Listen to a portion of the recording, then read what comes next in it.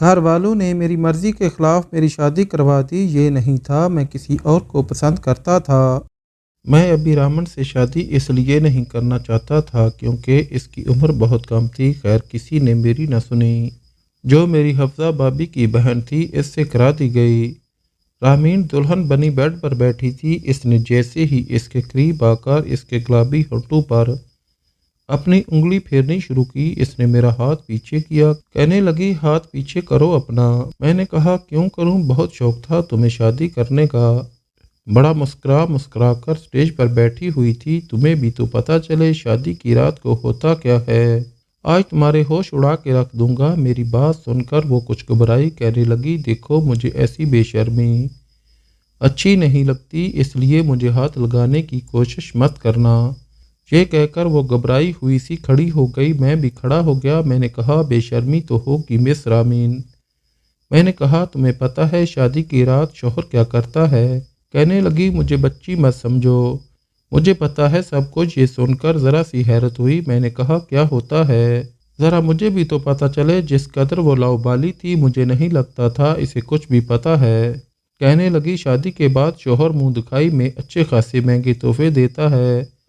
میں نے کہا وہ تو میں دے چکا ہوں۔ کہنے لگی اس کے بعد شوہر بیوی کو ایک لمبا چوڑا لیکچر دیتا ہے کہ امی ابو کا خیال رکھنا، ان کی خدمت کرنا، بدتمیزی مت کرنا وغیرہ وغیرہ۔ میں نے کہا یہ ساری باتیں تو تمہیں پہلے سے پتہ ہے، ماشاءاللہ سے کافی سمجھدار ہو، تو مجھے یہ سب کہنے کی تو تمہیں ضرورت ہی نہیں ہے، یہ تو تم ان سے کر لو گی مینج۔ کہنے لگی اور کیا مجھے سب پتہ ہے، ساس سسر کو کیسے قابو میں کرتے ہیں۔ میں نے تعجب سے اسے دیکھا۔ میں نے کہا اچھا چلو یہ تو تمہیں پتہ ہے، اس کے بعد کیا ہوتا ہے؟ کہنے لگی لائٹ بند ہو جاتی ہے اور پھر صبح ہو جاتی ہے، بس فلموں ڈراموں میں میں نے یہی سین دیکھے ہیں۔ اس کی بات سن کے میں نے پہلے تو بے ساختہ اسے گور کے دیکھا، وہ کچھ متذبذب بھی ہوئی تھی۔ میں اس کے قریب ہوا اور دھیرے سے کہا اصل کام تو لائٹ بند کرنے کے بعد ہوتا ہے۔ وہ میری باتوں پہ ہچکچانے لگی۔ میں نے کہا تم چینج تو کرو میری چھوٹی سی جان، پھر تمہیں بتاتا ہوں۔ میں نے اس کے رخسار پہ ہلکی سی چٹکی کاٹ کر کہا۔ وہ اچھی خاصی گھبرا گئی، پھر الماری کے پاس گئی، ایک سادہ سا لباس نکالا اور واش روم میں چلی گئی۔ کچھ دیر کے باہر آئی تو میک اپ دھل چکا تھا۔ اپنے کھلے بالوں کی وہ چٹیاں بنانے لگی۔ میں نے کہا بالوں کو کھلا رہنے دو، ایسے اچھے لگ رہے ہیں۔ میں نے اس کا ہاتھ اس کے بالوں سے پیچھے کر دیا، پھر اس کا بازو ذرا سختی سے پکڑا اور بیڈ میں لے گیا۔ اس وقت کمرے میں بس لیمپ کی روشنی جل رہی تھی۔ میں نے کہا ہاں تو مس رامین اب بتاؤ بجھاؤں لائٹ؟ میری بات سن کر وہ کچھ گھبرائی ہوئی کہنے لگی نہیں مجھے ڈر لگ رہا ہے۔ میں نے کہا ابھی تو میں نے کچھ کیا بھی نہیں ہے اور تمہیں ڈر بھی لگنے لگا، جب کروں گا تب کیا ہوگا؟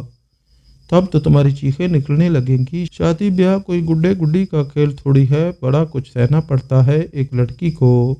میں اسے ڈرانا چاہتا تھا بجائے اسے اعتماد دینے کے۔ میں اسے شادی کے رشتے سے خوفزدہ کرنا چاہتا تھا تاکہ رامین نامی یہ لڑکی گھر ہی نہ بسا سکے اور میں اپنے گھر والوں پہ یہ ثابت کر سکوں گے ایک ہی گھر سے دو بہنیں لانا ان کا غلط فیصلہ تھا۔ وہ بے حد نروس تھی، چہرے کی ہوائیاں اڑی ہوئی تھی۔ وہ کہنے لگی نہیں بھائی مجھے لائٹ بند نہیں کرنی، میں لائٹ جلا کے ہی سوؤں گی۔ میں نے ان کے دونوں ہاتھ پکڑ لیے۔ میں نے کہا ایسے کیسے رامین، یوں تو نہیں ہوگا نہ جانی، لائٹ تو بند کرنی پڑے گی۔ آخر تمہیں لائٹ بند کرنے کے پیچھے کی کہانی بھی تو پتہ چلنی چاہیے کہ کیا ہوتی ہے۔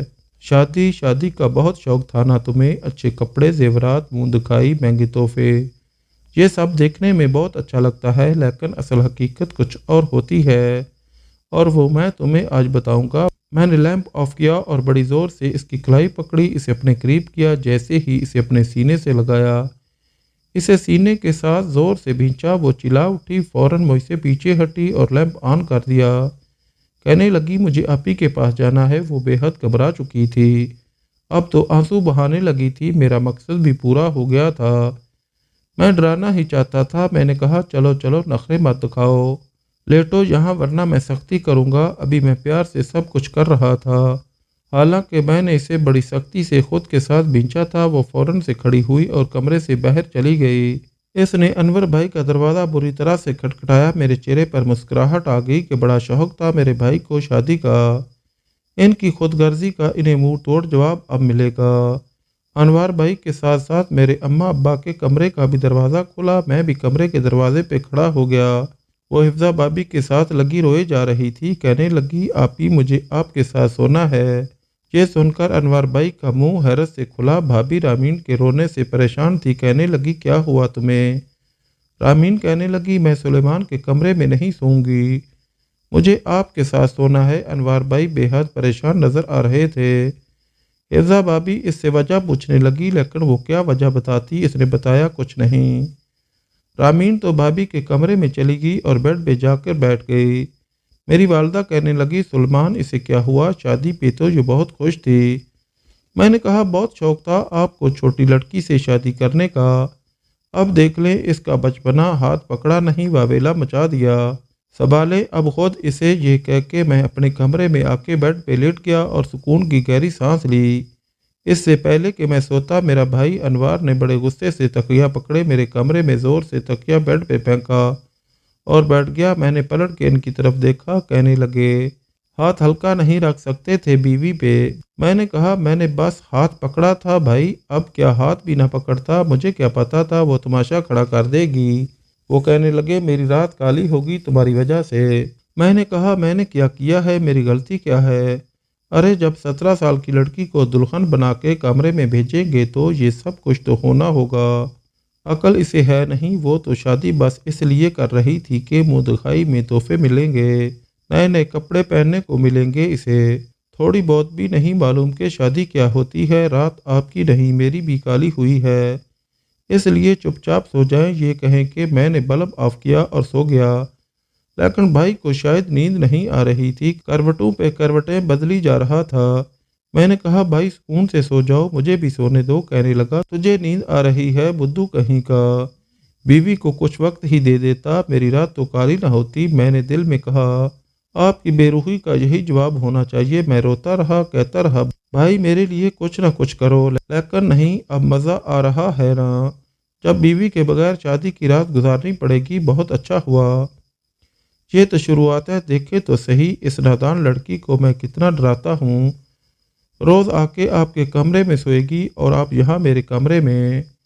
میں نے دل میں ارادہ کر لیا تھا کہ اپنے ماں باپ کی اس بات کو جھٹلا کے رکھوں گا کہ ایک گھر سے دو بہنیں لانی ہی نہیں چاہیے، اور اگلی 7 پشتوں تک کوئی بھی یہ غلطی نہیں کرے گا۔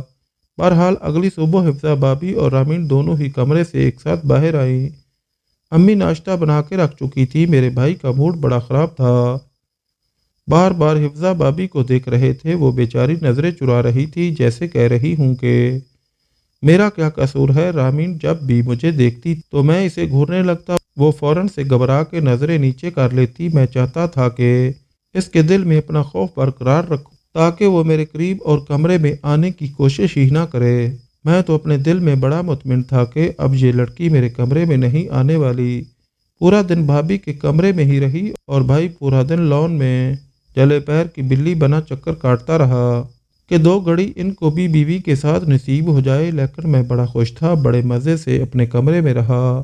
پھر دل کیا تو دوستوں میں چلا گیا۔ شام کو ولیمے کی دعوت تھی، ولیمہ بھی ہو گیا، لیکن آج انوار بھائی بڑے تپے ہوئے بیٹھے تھے۔ انہیں دیکھ کے میری ہنسی ہی نہیں رک رہی تھی۔ رامین میرے پاس بیٹھی تھی، میں نے اس کا بازو پکڑا، زور سے دبا دیا اور اس کے کان کے قریب جا کے کہا، بچو کل تو بچ گئی تھی، آج کیا کرو گی؟ کب تک بچو گی مجھ سے؟ آنا تو اب تمہیں میرے ہی کمرے میں ہے، اور آج تو تم ویسے بھی بڑی پیاری لگ رہی ہو، آج تو میں واقعی تمہیں کچا کھا جاؤں گا۔ خلاف توقع آج وہ بالکل چپ چاپ گم سم بیٹھی ہوئی تھی۔ کل والی شوخیاں ساری اس کی ایک رات میں ختم ہو چکی تھیں۔ وہ بار بار میرے ہاتھ سے اپنا ہاتھ چھڑانے کی کوشش کر رہی تھی۔ کچھ دیر بعد میں نے اس کا ہاتھ چھوڑ دیا، ولیمہ بھی اپنے اختتام پہ پہنچ گیا۔ انوار بھائی نے حفظہ بابی کو صاف کہہ دیا کہ آج چاہے تمہارے کمرے کا دروازہ کوئی پیٹے یا توڑ دے، تم دروازہ نہیں کھولو گی۔ اس لیے وہ رامین کو سمجھا رہی تھی کہ دیکھو اس طرح سے نہیں کرتے، لیکن وہ اپنی آپی کے دونوں ہاتھ پکڑ کے لانچ میں بیٹھی تھی۔ وہ کہنے لگی، مجھے نہیں جانا اس کے کمرے میں، مجھے اس سے بہت ڈر لگتا ہے بھابی۔ بھابی اسے سمجھانے لگی کہ ایسا کچھ نہیں ہوتا، وہ تم سے محبت کرتا ہے، تمہیں کچھ بھی نہیں کہے گا۔ وہ کہنے لگی، آپ کو نہیں پتا نا، مجھے پتا ہے، میں نہیں جاؤں گی، مجھے نہیں کرنی کوئی شادی وادی، मुझे आप अब्बा के घर भिजवा दे, मैं वहाँ रह लूँगी। देखो ये सब अब तो नहीं हो सकता ना। देखो इस वक्त तो तुम्हें कोई एतराज़ नहीं था, तुमने कहा था ठीक है, तुम्हें शादी पे कोई एतराज़ नहीं है।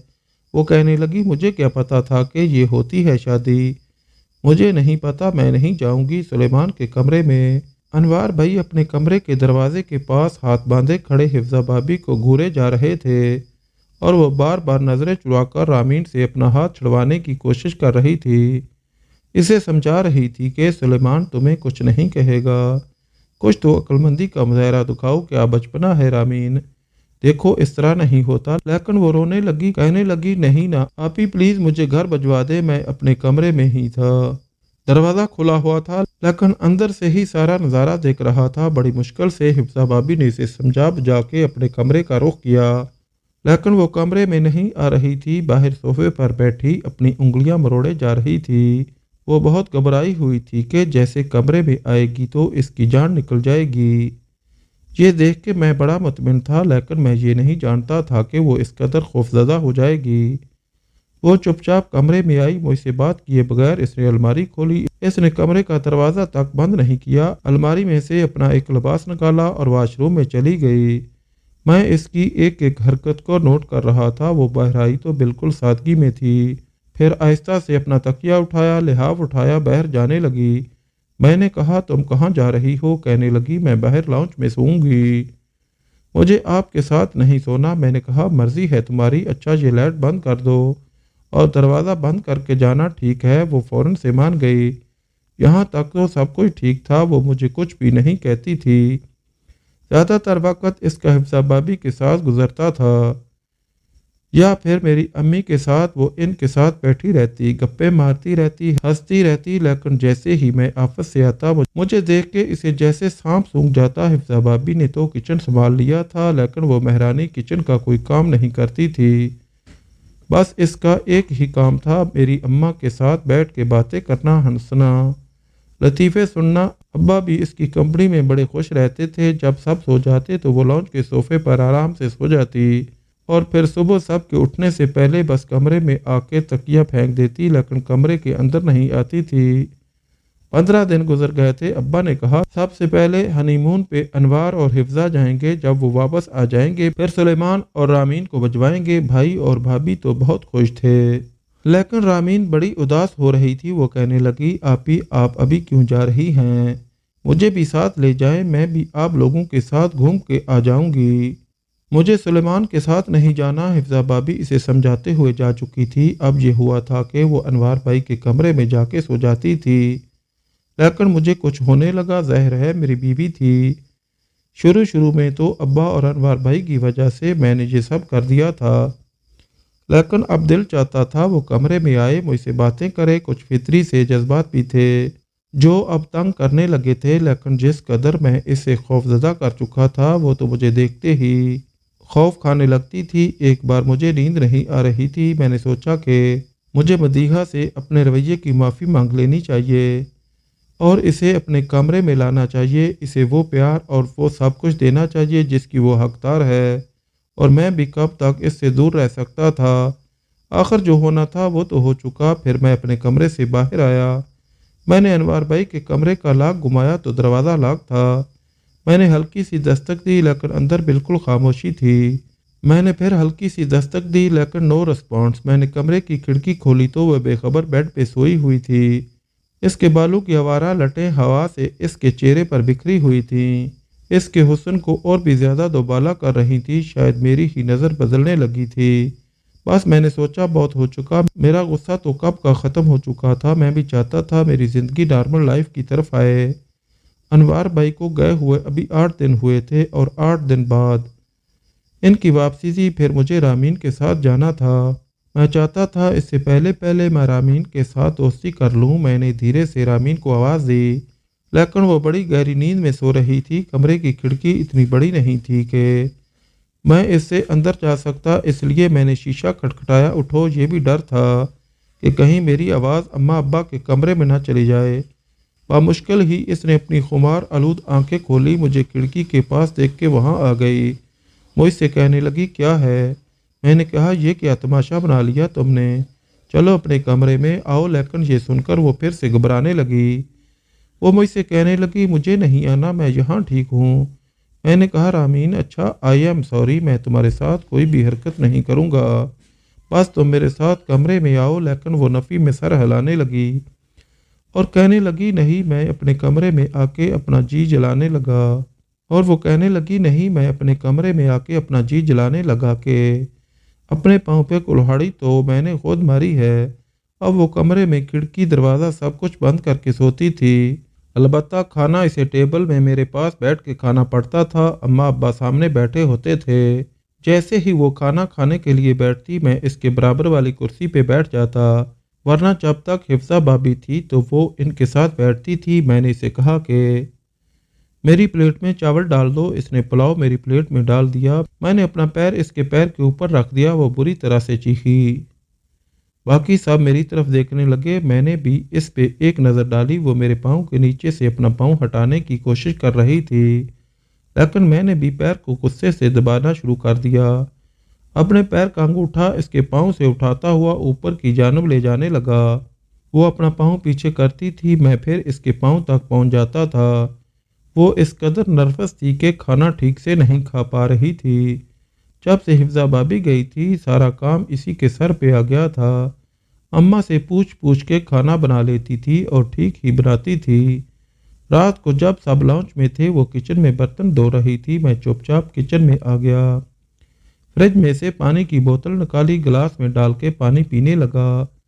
वो बर्तन धोने में मसरूफ थी। पानी पीने के बाद मैं इसके बिल्कुल पीछे आके खड़ा हो गया और पीछे से इसे अपने हसार में ले लिया। वो बुरी तरह से उछली। पीछे पलट के देखा तो मैं इसके कंधे पे अपना सर रख चुका था। मैंने कहा, मुझसे इतना भागती क्यों हो?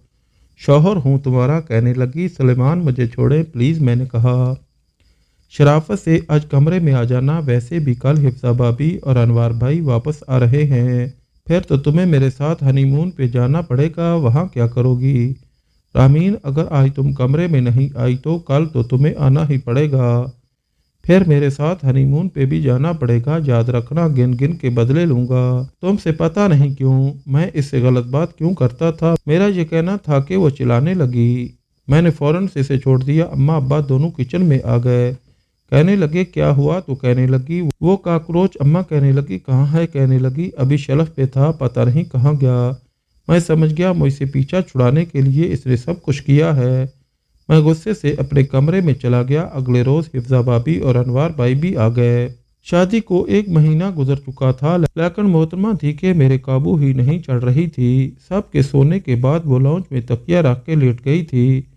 तभी मैं कमरे से बाहर आया, इसकी कलाई पकड़ी। मैंने कहा, शराफत से कमरे में चलो। कहने लगी, मैंने नहीं जाना। अगर आपने ज़बरदस्ती की तो मैं चिल्लाना शुरू कर दूंगी। मैंने कहा, ठीक है चलाओ, शौक से चिल्लाओ।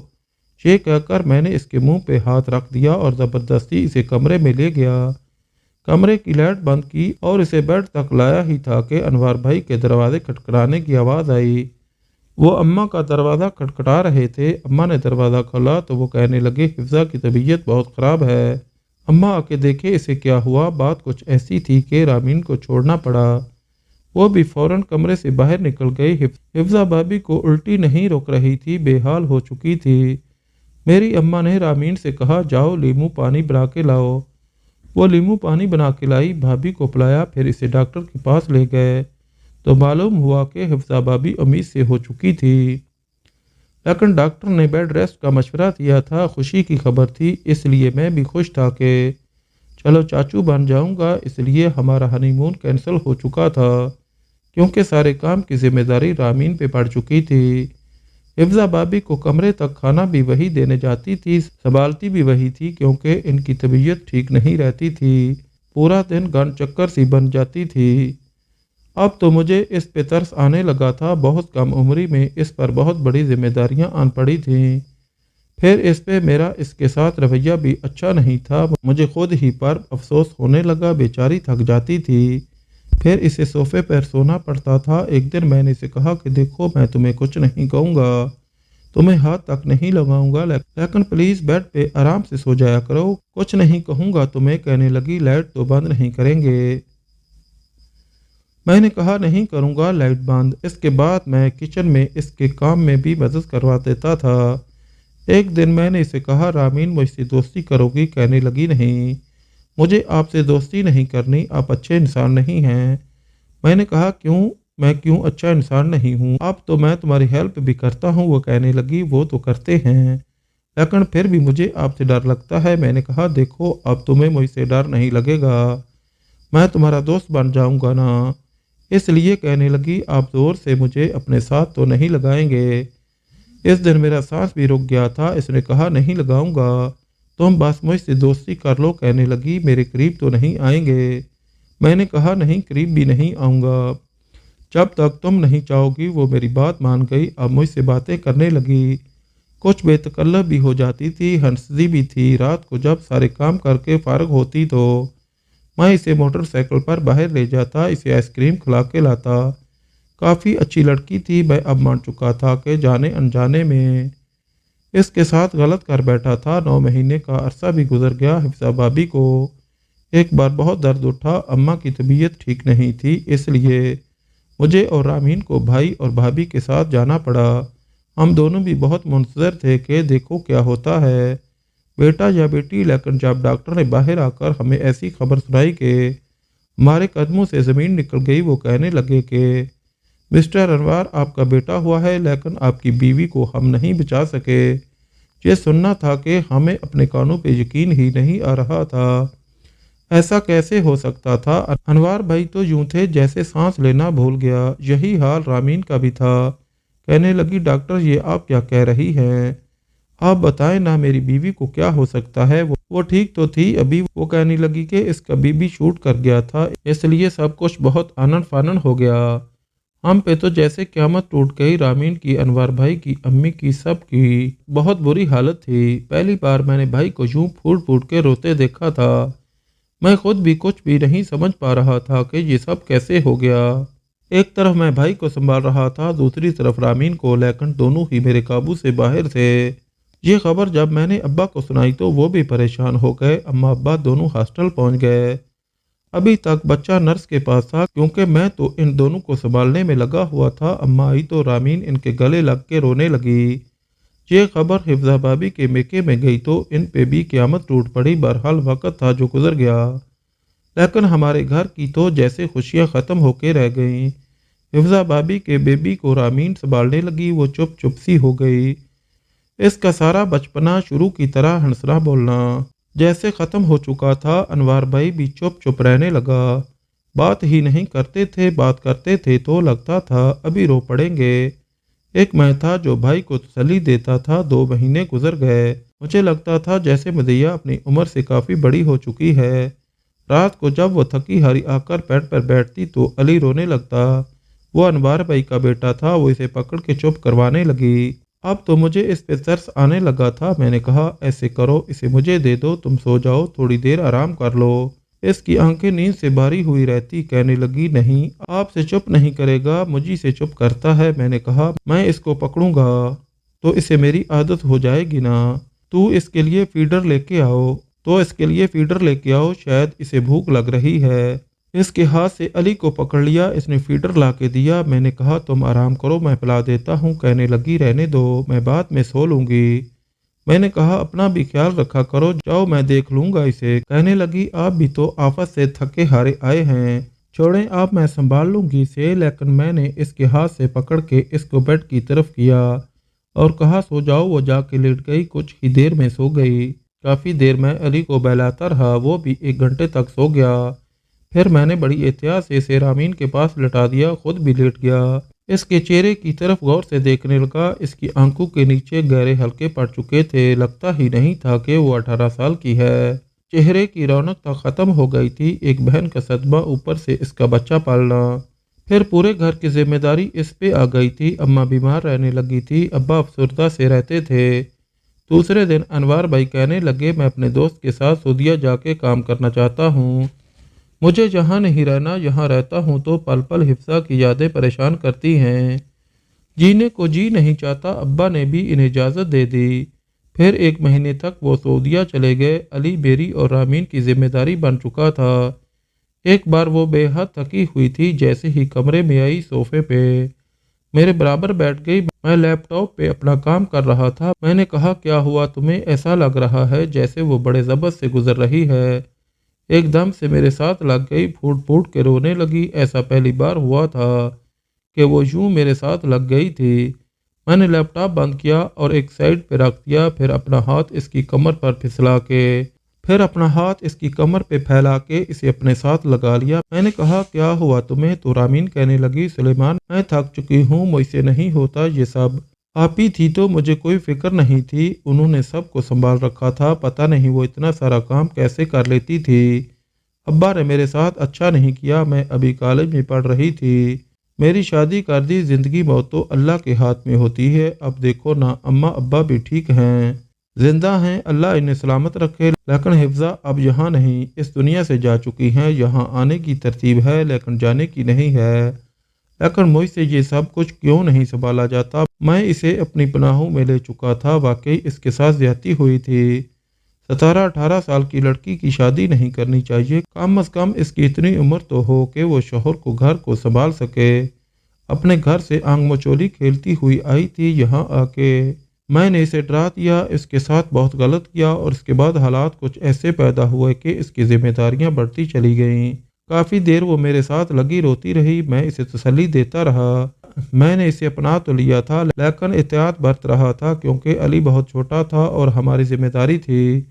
और फिर वो कम उम्र भी थी। मैं नहीं चाहता था कि इस पे मज़ीद जिम्मेदारी पड़ जाए। इसलिए मैं इसके हर काम में इसका साथ देता था। हालांकि मैं भी आफत से थका हुआ आता था लेकिन घर आके मैं इसके साथ किचन में लग जाता, अली को पकड़ लेता। अली मुझे बाबा कहता था, रामीन को मम्मा, अनवार भाई जा वापस आए तो।